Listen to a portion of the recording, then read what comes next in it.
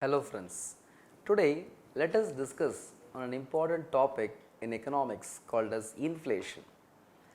The term inflation has nowadays become a common household term. Generally, it was a jargon in terms of economics, but today the heat and impact of inflation is being felt by all people, whether you belong to the middle section or the lower section or higher income group. Any individual per se is having an impact based on the inflation. Generally speaking, what is the term called as inflation? We go by the simple definition that when too much of money is chasing too few goods in the market, it will be termed as inflation. So, here two terms are very important. Number one, too much of money. Number two, too few goods. When I say too much of money, that denotes, imagine in the year 2000, you are buying a 25 kg of rice bag, and for that you are spending 500 rupees. In the year 2010, the same 25 kg of the rice bag, if it is being sold for 1500 rupees, where there is no change in terms of the quality and quantity of rice, this indicates an inflation in the price of the rice. And here, whether we can conclude that inflation is completely bad for the economy. Even in this area, there is a bundle of doubts coming in the minds of common man vis-a-vis UPSC aspirant with respect to this topic. Inflation per se cannot be regarded as completely wrong for any economy. We cannot come to a conclusion that inflation will be always leading to some negativity in the growth of economy. If you go by the definition of this inflation, some amount of inflation is always required for the growth of the country. Inflation per se will result only when there is good amount of money supply. Good amount of money supply denotes in economy there is a maximum optimal utilization of the human resources. When every individual are being employed, when every individual is having some regular source of income, this conveys that in economy full employment is happening in a vibrant manner. When economy is having full employment, definitely there will be some mild inflation from 2 to 3% or 3 to 4%. This mild inflation is being generally welcomed everywhere, because only when you have an inflation you will be having growth. Therefore, they used to term that inflation and growth are coupled to each other.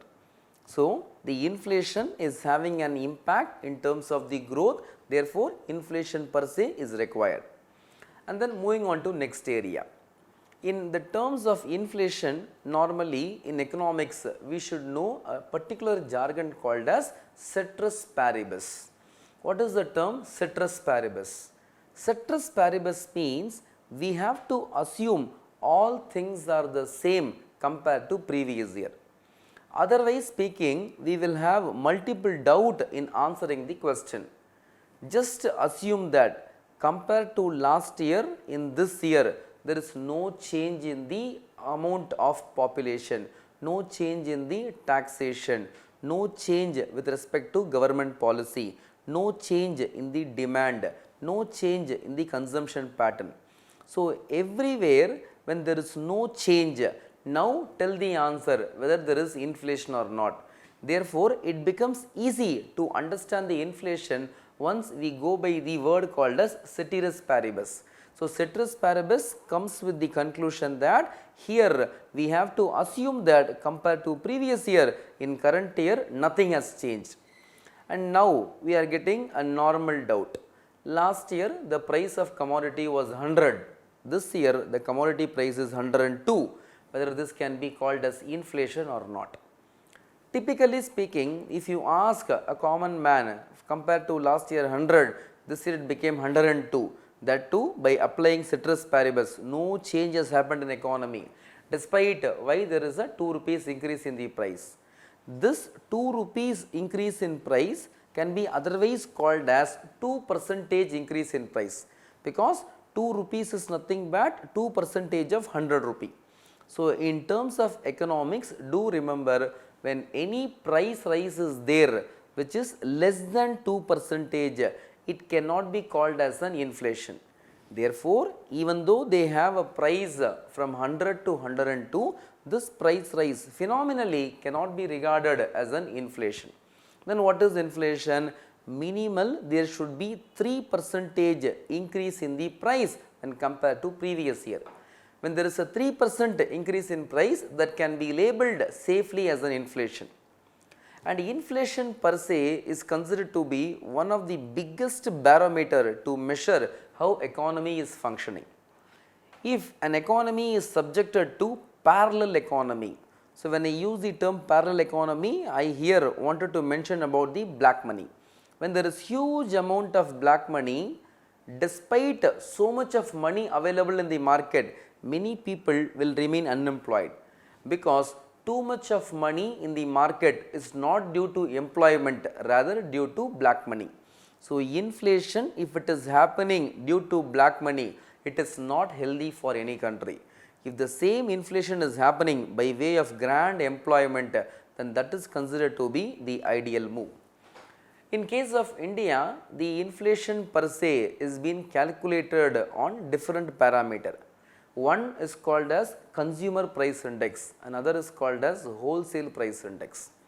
In wholesale price index, they will measure the price movement of the commodity at the cost of wholesale, not at the retail.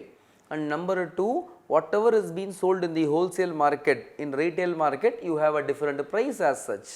Therefore, wholesale price index is having this negativity. Number two, Indian economy is labeled as service economy. Almost more than 55% of India's GDP is being contributed by the service sector. In this scenario, our economy is being placed as a service sector based economy.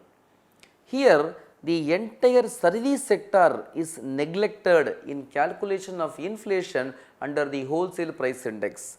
Therefore, these two shortcomings which is there in wholesale price index can be easily altered by way of making a shift towards consumer price index. Consumer price index will tell you the exact amount of price which the end consumer pays for purchase of the commodity. Whenever I say the term end consumer, that means there will be no more alteration of the product. Whatever they buy, they can consume it directly. So, the consumer price index is an ideal tool wherein which the price rise can be measured easily. Here, in terms of this inflation calculation, we will use a term called as base year or the base effect. If you calculate the price rise with near base year, you will get accurate data. For example, the price of gold in the year 2000 cannot be compared with the 2019, because farther the base year, lesser the accuracy. In 2000 year, the gold would be sold for around 3000 to 4000, but today the same is being sold for 28,000. If you see, the amount of increase is phenomenal, but here our mistake is going for the base year at the farthest data. If you compare 2015 with 2019, you will come to know that gold price has increased from 10 to 12%. Therefore, base year is playing an important role in terms of this inflation. Number two, the economy in the entire world post globalization has become a hub. So, before globalization, we never had the issue called as imported inflation. In today's scenario, imported inflation plays an important role. Petroleum per se is one sector where 80% of the demand is being fulfilled by the import. They say out of every 8 barrel which we import, 1 barrel is coming from Iran.